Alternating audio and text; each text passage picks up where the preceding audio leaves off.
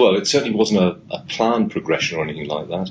I've been at the criminal bar for about 18 years, and I think really I wanted a change was the principal reason. And I was lucky enough to become a recorder, I think at my second attempt, and I enjoyed that, which was part-time sitting, and then there was an opportunity for immigration judges. And it was a little unusual because it was a change of jurisdiction, and it was an area I had absolutely no experience in, and a lot of the people I worked with, my colleagues, were a little surprised that I'd take a change like that, but it worked out in the end. I really enjoyed it, and I've enjoyed it ever since. Of course, there are always challenges along the way as a judge, and the sort you see every day in dealing with cases, difficult cases, and having to work them through and things like that. But for me, I think the main challenges have been every time I've changed jurisdiction, and I've of course started in crime, as I explained, and then I moved to immigration, and that was a brand new area for me, brand new jurisdiction. And then after immigration, I moved to health, education, and social care, where I was in charge of 3 jurisdictions, so I had another 3 jurisdictions to do.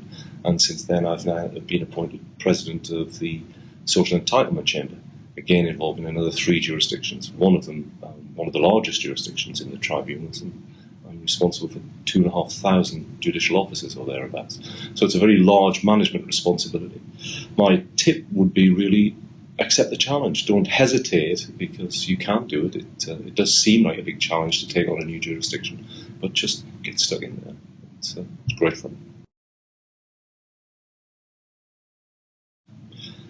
My single piece of advice for anybody considering a judicial career would be to consider all of your options, not to restrict yourself to the jurisdiction that you really know well. What you have to remember is that when the JAC are looking to appoint somebody as a judicial officer of any type, really, is that unless there's a specific qualification that they require, they can teach the expertise.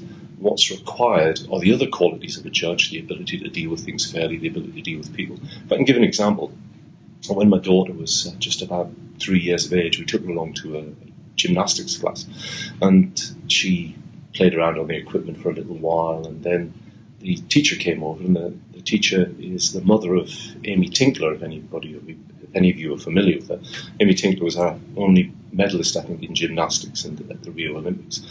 And she came over and said she was transferring her to the elite class, and I was really surprised at this because my daughter couldn't do a cartwheel, and I was really surprised she was going to be put into an elite class, and I asked her why.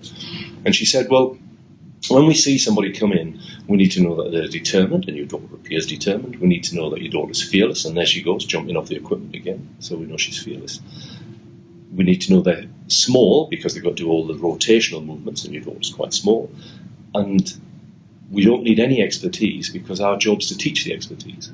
And you are perfectly entitled to look at the JAC that way and say, I have the qualities to be a judge, but you needn't restrict yourself to a particular jurisdiction.